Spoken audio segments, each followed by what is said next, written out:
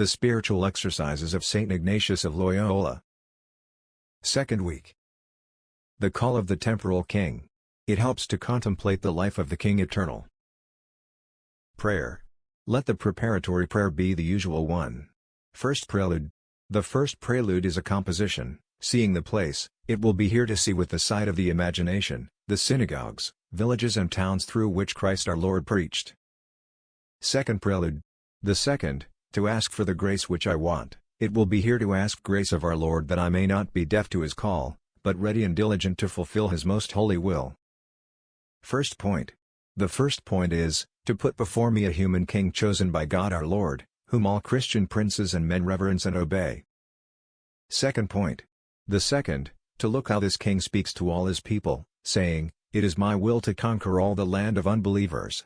Therefore, whoever would like to come with me is to be content to eat as I, and also to drink and dress, etc., as I, likewise he is to labor like me in the day and watch in the night, etc., that so afterwards he may have part with me in the victory, as he has had it in the labors." Third point. The third, to consider what the good subjects ought to answer to a king so liberal and so kind, and hence, if anyone did not accept the appeal of such a king, how deserving he would be of being censured by all the world, and held for a mean-spirited knight. In Part 2.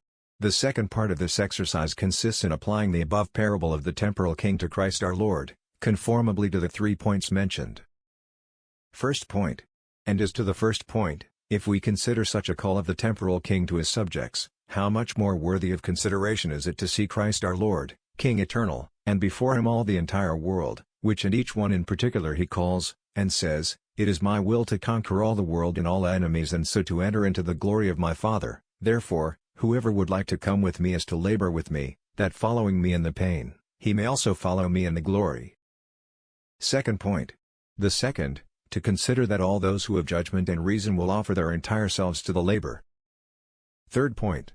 The third, those who will want to be more devoted and signalize themselves in all service of their King Eternal and Universal Lord, not only will offer their persons to the labor, but even, acting against their own sensuality and against their carnal and worldly love, will make offerings of greater value and greater importance, saying, "Eternal Lord of all things, I make my oblation with thy favor and help, in presence of thy infinite goodness and in presence of thy glorious Mother and of all the saints of the heavenly court, that I want and desire, and it is my deliberate determination, if only it be thy greater service and praise, to imitate thee in bearing all injuries and all abuse and all poverty of spirit, and actual poverty, too, if thy most holy majesty wants to choose and receive me to such life and state."